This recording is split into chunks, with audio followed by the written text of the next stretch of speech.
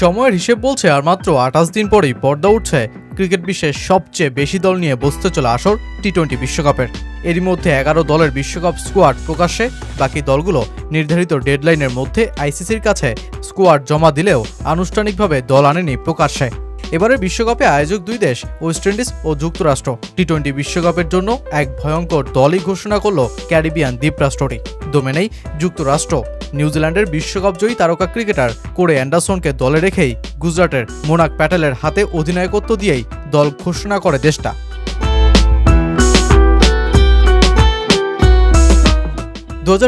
টি-20 বিশ্বকাপটাকে ভুলে যেতেই চাইবে ওয়েস্ট ইন্ডিজ।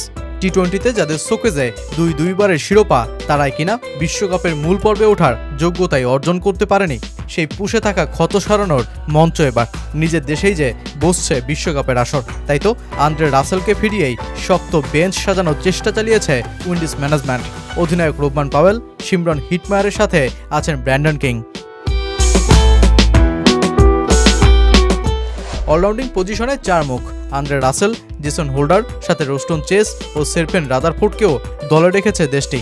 দলে 3 উইকেটরক্ষক ব্যাটার জনসন চার্লিস, শাই হোপের সাথে নিকোলাস পুরানো আছেন। বোলিং বিভাগে নেই তেমন কোনো চমক। পেস ইউনিট সামলাতে আছেন আলজেরি Joseph, Romario Seifert, Shamar Joseph. Spin বিভাগ সামলাবেন গুদাগেশ মতি ও আকিল হোসেন।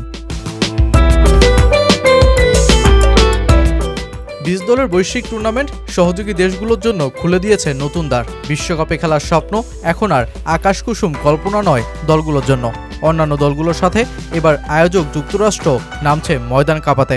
ভারতের 5 ও পাকিস্তানের জন্ম নেওয়া 2 ক্রিকেটারকে সাথে নিয়েই ওয়েস্ট ইন্ডিজ সহ বেশ কয়েক দেশ থেকে ক্রিকেটার বাছাই করে বিশ্বকাপে নামতে যাচ্ছে দেশটা।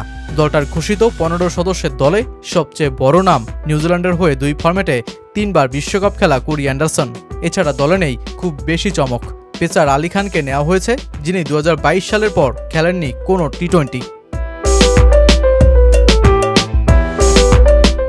পাকিস্তানের করাচিতে জন্ম নেওয়া উইকেটরক্ষক ব্যাটার শায়ান জাহাঙ্গীরকে দলে নেওয়া হয়েছে, যার টি-20 খেলার অভিজ্ঞতাই নেই। ভারতের মিলিন্দ কুমার, যিনি দিল্লির প্রাক্তন ব্যাটসম্যান ছিলেন এবং 2018-19 রঞ্জি ট্রফিতে সর্বোচ্চ রান করেন, তাকেও দলে নিয়ে নেয় যুক্তরাষ্ট্র।